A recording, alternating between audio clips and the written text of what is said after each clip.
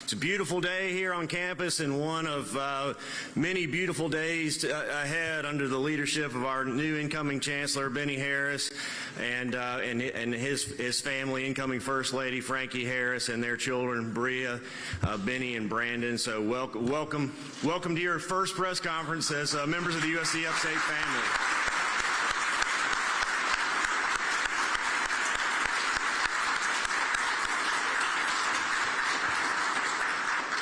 I want to thank you all for taking the time to be here. This is certainly an exciting day in the history of USC Upstate as USC Upstate begins a new chapter of leadership. And so I appreciate you all being here.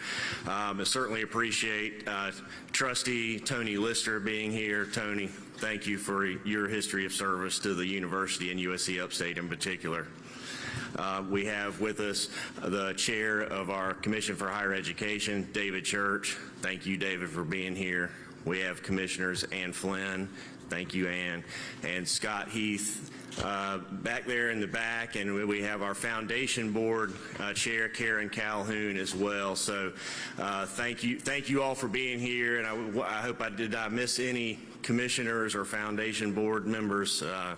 I hope not. I want to get out of the gate okay here. Well, thank you all for your service to the university as well, and to all of you who are part of the university family, everything you do for the university. I'm going to be very brief here because our student government vice president, Gregory Castillo, is going to give further introductory remarks and introduce Dr. Harris. But it's been an honor to serve the university, and I look forward to continuing to work with Dr. Harris in a new capacity as we continue to build on the success of those who have come before us here at USC Upstate. And with that, Mr. Castillo, you will please come forward. Thank you all.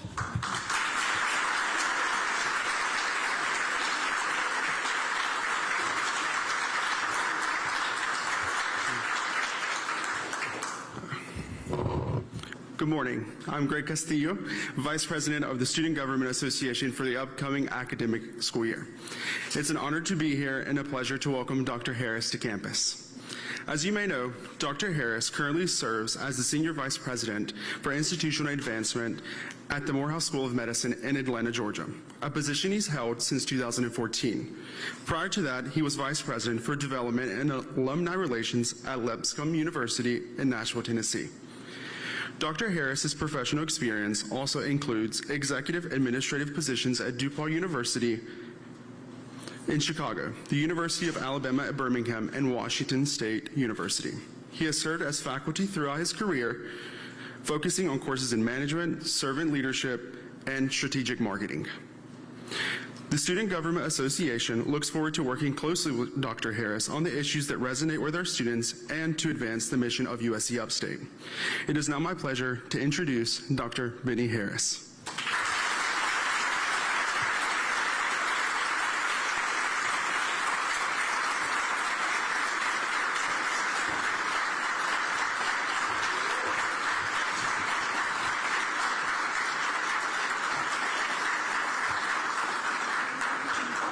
Thank you very much, Greg. I'm going to unbutton this. It's customary to button your tie, but when you gain some weight, eat at some of the fancy restaurants around here, it's very hard to keep this and you start looking stuffed. So I'm going to do this, and I'm just going to act like it's what you're supposed to do, right? Greg, thank you so very much. I'm looking forward to working with you and the student. Any other members of the Student Government Student Association? Will y'all stand, please? Give them a hand.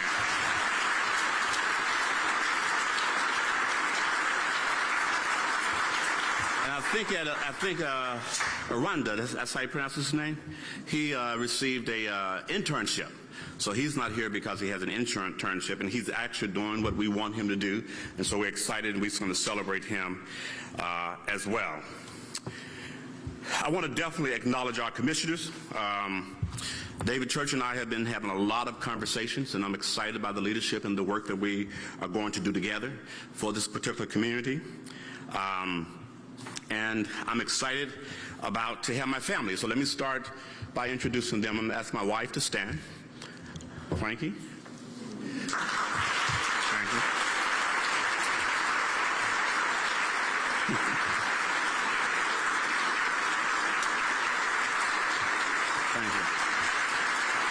Frankie is, she's definitely my rock.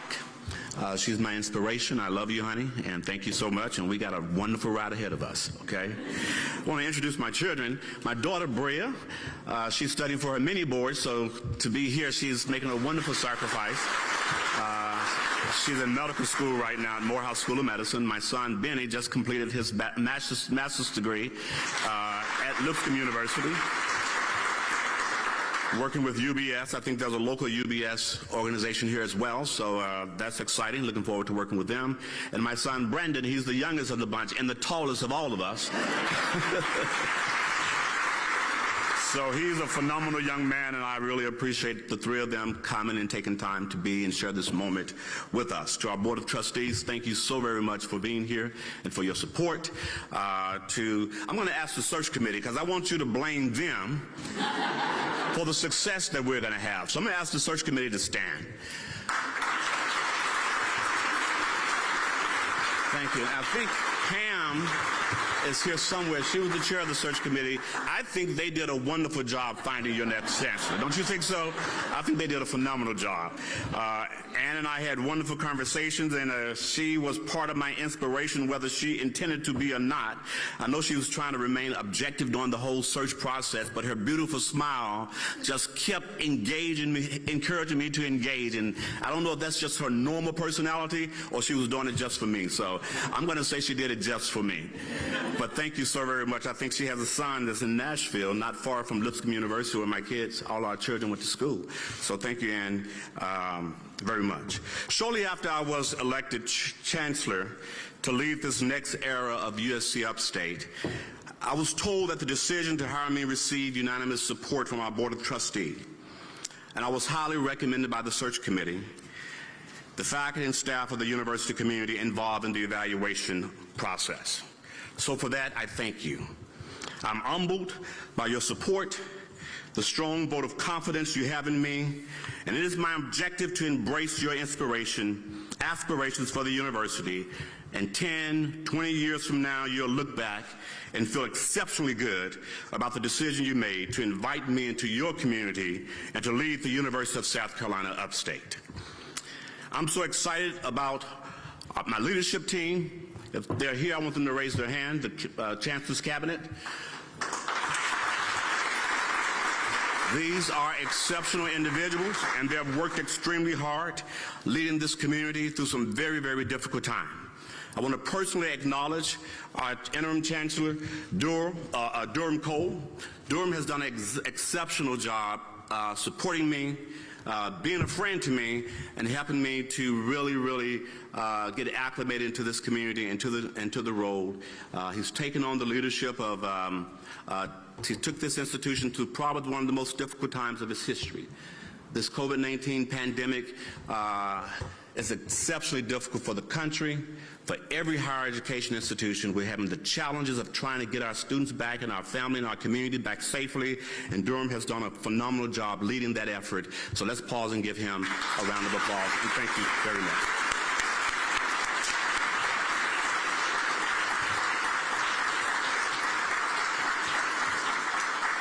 When I think about a quote that Peter Drucker said, leadership is lifting a person's vision to high heights, the raising of a person's performance to a higher standard, and the building of a personality beyond its normal limitation. It affirms my commitment to servant leadership and the imperative, I think I can do this without my glass if I stand this far, and the imperative nature of leading with a shared vision. I learned so much during my interview and during the months after the selection as Chancellor about the strengths and the resilience within the USC Upstate and Spartanburg community and the Upstate region. I saw the resilience of the institution. I saw Dr. Shalitha Lee and Ms. Mary Butcher successfully lead us weekly, telling us about the challenges of COVID-19 and how we're going to mitigate those challenges as an institution. I saw their enthusiasm and their resilience in doing that, taking on additional responsibilities to help with our students, our faculty, and our staff. I see our deans and leaders asking questions. What are the greatest opportunities and needs of the community and how can we serve. I see our faculty and our students committed to getting back together, to getting back into a community, working together to inspire them. You see, my purpose and mission is to inspire and develop young people to change the world. So Greg, when I look at you and your colleagues, it is my hope and my inspiration that the things that we do here will help you to make a difference in your community, will help you to make a difference in this world. So, my aspirations for USC Upstate are twofold: to innovate and transform USC Upstate to participate in the changing dynamics of higher education, turn around enrollment and enrollment growth, financial sustainability, and new forms of revenue. And second, to be a viable force and a force multiplier in the economic development of the upstate region. To achieve this, I will have to work with my team to create a shared vision around those objectives, to support the aspirations of our students, and to attract new generations of students. To fund our work, we will have to increase our focus on fundraising and building the university's endowment.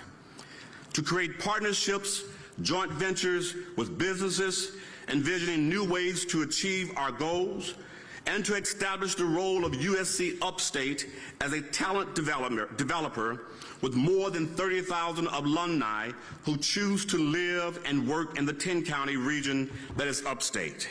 To engage and partner with our legislators to understand and create alignment between their greatest aspirations and our strengths as a community.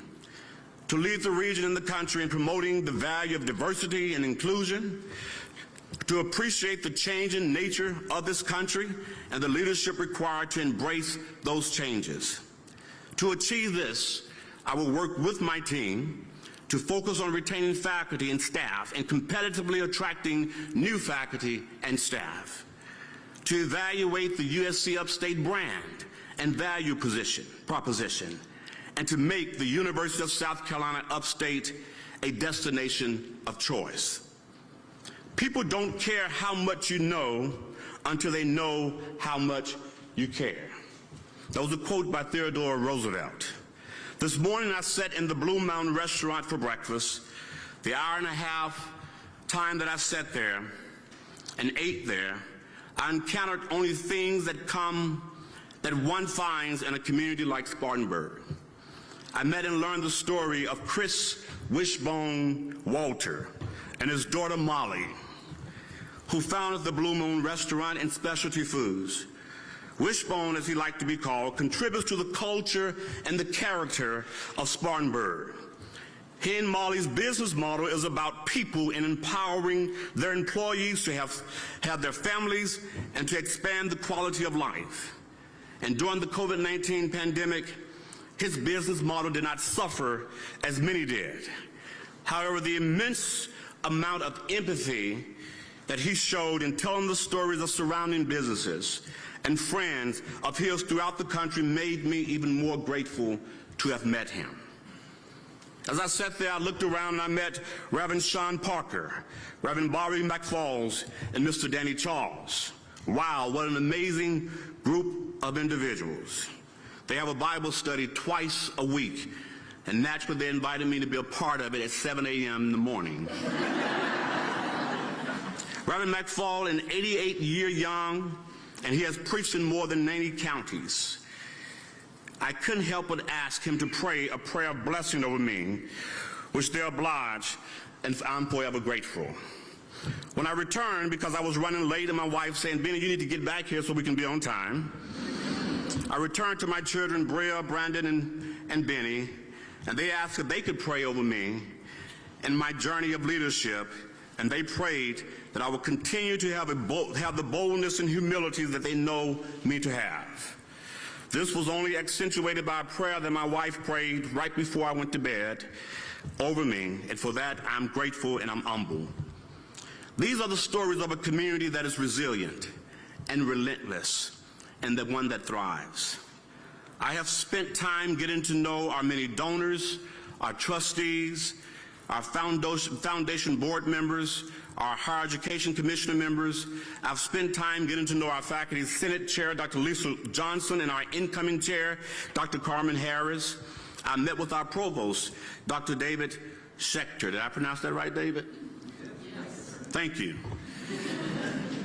And I've looked at the pride that we have in USC Upstate. The George Dean Johnson Junior College of Business has 6 new programs. There were once concentration in business, but now there are new programs with 4 majors: economics and finance, accounting, management, marketing, logistics, and supply chain, and management, and entrepreneurship and innovation. The Mary Black School of Nursing, and the wonderful work. This is our foundational school and our foundational relationships. The collaboration they do with local hospitals. The recently enhanced their clinical nurse leader program, adding nurse education and nurse leadership tracks that provide new options for registered nurses to learn advanced degrees.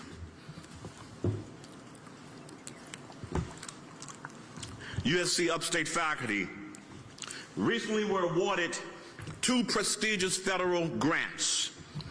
Dr. Stefan Bismarck from the School of Education, Human Performance and Health is the principal investigator of a $1.2 million grant from the National Science Foundation. A second group of USC Upstate faculty from the College of Arts, Humanities, and Social Science and the School of Human Performance and Health recently won a $86,000 grant from the National Endowments for Humanities. Both these grants are going to do phenomenal things for our communities, our learners, and building those bridges. And this fall, USC Upstate will roll out South Carolina Centro Latino, the state's first ever university-based center for the study and the appreciation of Latinx students, faculty, and staff, commonly named El Centro. I talked to Dr. Hernandez LaRoche and Maria Monteso. I hadn't talked to Maria, but Dr. LaRoche and she and I talked about this wonderful program and it being a national model that we can roll out and create certificate programs all around the country. USC Upstate is among 15 area organizations that have joined together to form the Spartanburg Racial Equity Collaborative. Among these partner organizations are the City of Spartanburg, the Mary Black Foundation, Regenus Healthcare, Spartanburg County, Spartanburg School District 7, and the United Way of the Piedmont, all of which have come together to realize a mission to eliminate racial inequity in Spartanburg County through racial healing and system changes. Our own Assistant Vice Chancellor for Regional Engagement, Mr. Stacy Mills, leads this wonderful work. Not just in the academic arena, we have reason to be very proud in our athletic arena as well.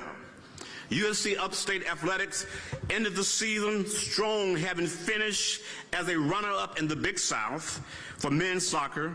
Head coach Scott Halkett was named Big South Coach of the Year. For a first time, the Spartans have individual champions in both men's and women's golf. Head women's golf coach Todd Lawton was voted Big South Conference Coach of the Year.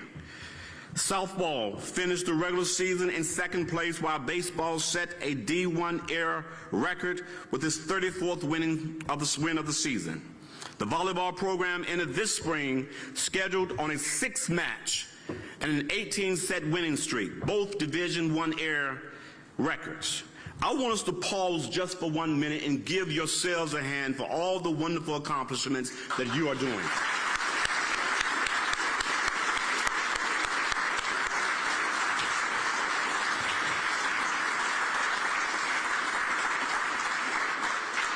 I've established a transition team that includes both external and internal individuals, stakeholders, and some of them are here today, and their purpose solely is to help me to do the very best I can to build an exceptionally strong USC Upstate.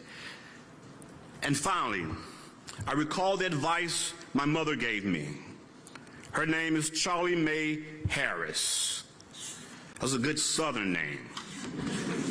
She's no longer with us in the flesh, but she's definitely here with me in spirit. She would tell me, Benny, live life with an empty cup. You can always learn from others. That's why God gave you 2 ears and 1 mouth, so you can listen twice as much as you talk. She was teaching me lessons of humility. Humility and passion are the 2 things that give you the cutting edge when working with people. My goal is to listen and to learn as much as I can, to live every encounter with an empty cup, and to give each of you the opportunity to put something in my cup. Thank you all, and I'm open for questions.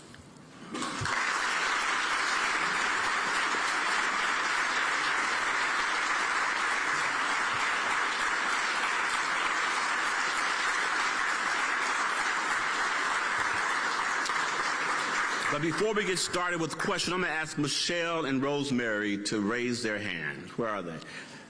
They have been phenomenal. You know, I don't start officially until July 1, right? But I feel like I've already started.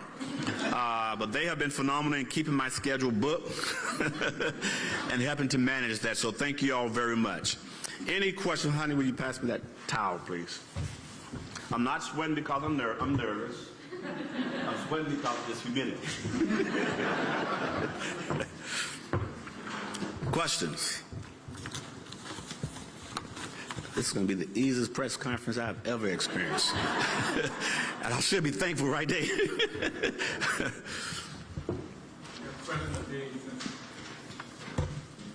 Talk about your goals and what you want to do. It's kind of long for TV. So, what are your goals for the USC Spartanburg?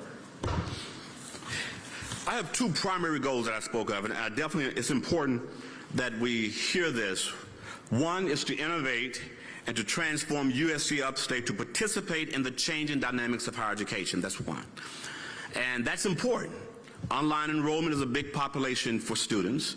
The changing dynamics, I think our students have experienced virtual education, right? Our faculty and staff have experienced a virtual career that works. And I think it's going to be hard to have an exclusive one method of delivering education. So we have to be prepared for that. And I think we can lead it. Too often we find ourselves following what others are doing and trying to respond to that and fit it within our model. I think it's time for us to create models that work for us, that are leading, and that folks will look at USC Upstate and say, wow, how did y'all do that?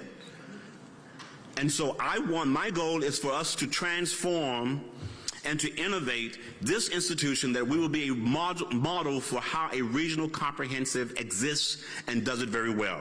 My second goal is to be a valuable force and a multiplier. And I'm saying that it's 2 different things, to be a main force. When people think of the Spartanburg Upstate community, they think immediately about USC Upstate as a partner, and to be a multiplier in the economic development of the Upstate region. This region is growing, and this region is going to grow about 40% over the next several years.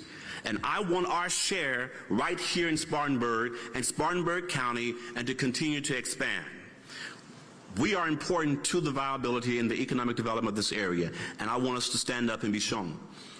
We have a great community college system. How are we partnering with them and have an articulation agreement that allows for immediate transfer from that partnership right into our community? If we don't take our students, somebody will. And we will be looking and saying, how did Georgia and North Carolina and everybody else got our students when they're right here? We cannot afford to have an entitlement perspective of education, because competition allows for everyone to participate. Yes, ma'am. Stephanie Kingman, and read the Carolinian. Okay. As we look ahead to the fall and the return of students, faculty, what is your position on mask wearing and vaccines? Well, Dr. Lee just gave me a position that I'm going to take.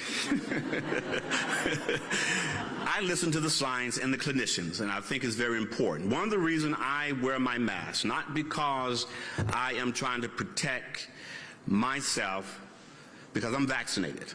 And I think that's critically important. My family, my children, my daughter is a medical student. Everything she learns, she brings back home, and we have to comply with it, right? Or we have to hear it constantly. So that is critically important, okay? Our state does not allow us to mandate masks. So we can commiserate over that however we want to, but the reality is we can't do it. But I think the power of leadership is persuasion. Okay, to partner with our students, to help us to persuade our students how important it is to be vaccinated and to wear masks. Not just for you, but for those around you. Unfortunately, I have the sad case of having people very close to me, not distant folks that I read about in the Wall Street Journal, I read about in the Washington Post, I read about folks who are in immediate proximity to me who chose not to get vaccinated, and right now they are on respirators in hospital fighting for their lives. Okay, I think we have a community responsibility because I care about each of you, so I wear a mask for them, okay? And I think we can have the power of persuasion around that. If we're going to get control of this pandemic, and if we're going to get into our stores and have a vibrant student community and sporting community like we want to have, and have our students to be safe, we want to be able to do that. We don't know what's going to happen with our little children, right? So my position on wearing a mask is that it is strongly encouraged to do it, okay? And we're looking every day and having conversations about how to incent, and as close as we can get to a mandate, we will, but we really can't get to a mandate just yet. But as close as we can get to it, we're going to try to encourage that. We're bringing our students back into the classroom. Those classrooms that will allow for us to sit 3 feet apart, we're going to do that based on the World Health Organization's requirement, and anything else we can do to encourage that. So it's an ongoing conversation. I don't have a final response to that because it's a continuous conversation. It's changing every day, okay? The emergency use that the FDA is allowing for these vaccines now being doing a lot of clinical trials in children under 12 years old. So what's the outcomes for that? We will learn. So we don't know all the answers to any of this, but we have some wonderful people here with Spartanburg Regional Hospital System, our faculty in the School of Nursing and elsewhere who are helping to inform and helping us to get as close to a mandate as we can. But again, I think the stories and the power of persuasion is what we're going to really lean towards. Okay. That's a long answer to a short question, but it's a big issue. Other questions? Do you have a follow-up? I do. Well, until someone else says something, you can follow up. Okay.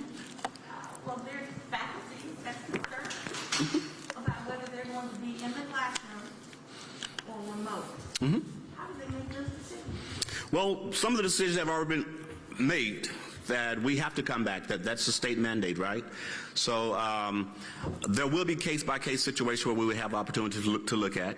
But we do have the legislators and the governor and our system have also given us some direction. So we're going to follow much of those directions and those situations that are health or other type of accommodation. We will look to our HR policies to figure out how to support our faculty and our staff that.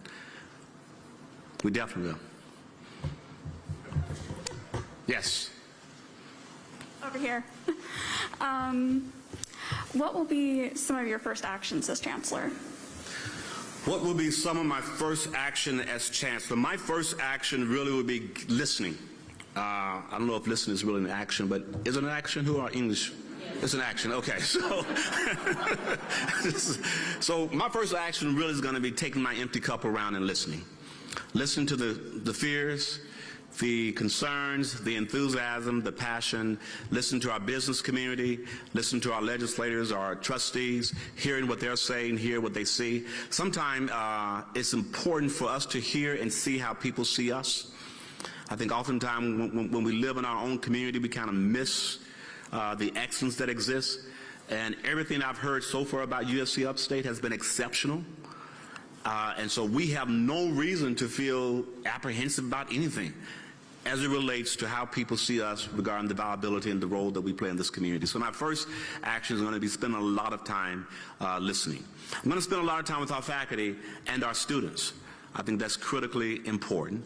There are a lot of internal things that we're going to do. I think it's important that we have a staff senate or some level of staff governance so our staff can get involved. I think we had that once and it has it fizzled off, and so we want to start that back. So there are a lot of internal things that I will learn. I've already spent time. I've interviewed, I think, every dean that we've had, both our current deans and incoming deans, and asked what are their greatest aspirations, what are some things that they want to do. I think I've interviewed and had a conversation with each of my cabinet members, asking the same thing. Lisa Johnson, our current chair, Lisa Johnson, right? Okay. Our current chair of the Faculty Senate, she and I have had some great conversation. I had a conversation with Dr. Bennie Harris as well, and Dr. Johnson about the faculty issues and some of their concerns, and I'm looking to learn more about that. Our provost is going to be very, very helpful. So my first action is really going to spend a lot of time listening. And then I was chart a course of action. On July 22nd, my executive team and I will have a retreat where we would chart a vision for the institution in terms of how we want to revisit our strategic plan and what has changed that we need to change within the context of our strategic plan. Things have changed since we last did that, right? So we need to think about the change in the education environment and how we need to update that as well. Help me recognize hands because other hands. Let me see if there's someone else first before you. If not, then you again. Yes, please. So you've been quoted as saying it's important to create programs that respond to new employment needs. Mm-hmm. So what are those needs as you see them, and does that mean we do something different to offer this program? It may. I think a role of higher education is to help to develop a workforce for careers that don't currently exist. Would you think about that for a minute? When I graduated, there was no such thing as advanced analytics. There was no such thing as social media, what y'all call it, social media influencers, right? There was no such thing as that, okay? However, my education should have prepared me to be responsive to those opportunities. So when I think about how we learn and how we teach and what may be out there, if you think about change in technology, the amount of change that has occurred in 1 century compared to 1,000 years has been phenomenal, unimaginable, okay? So the time has really shrunk with regard to change. You know, before we had horse buggies and the wheel for several millennials, right? Several thousand years. And all of a sudden we learned to build a car, and then we learned to fly, and then we had super flight, and then we had blah, blah, blah, and that all happened within 100 years or less. Think about telecommunication. From the Pony Express to now we got these flip phones that well, we can watch television and stuff. I think in the 1970s, when they were talking about having a television type of, where you can see people on the other end, I'm like, wow, there's no way they can do that. Wow. We won't talk without it, right? So when we talk about those types of degrees, I don't know what they are, but I want a faculty in a community that's nimble enough to say, we're not going to look at change in the rearview mirror and say, I wish we coulda, woulda, shoulda. That's what happened with the newspaper industry, right? I love my media, so if you're in the newspaper, I appreciate you. But part of what happened to us in that industry, we look at change, end up looking at change in the rearview mirror. When we looked around, content was no longer controlled by the reporters. Content was controlled by anybody that had something to say in a cell phone.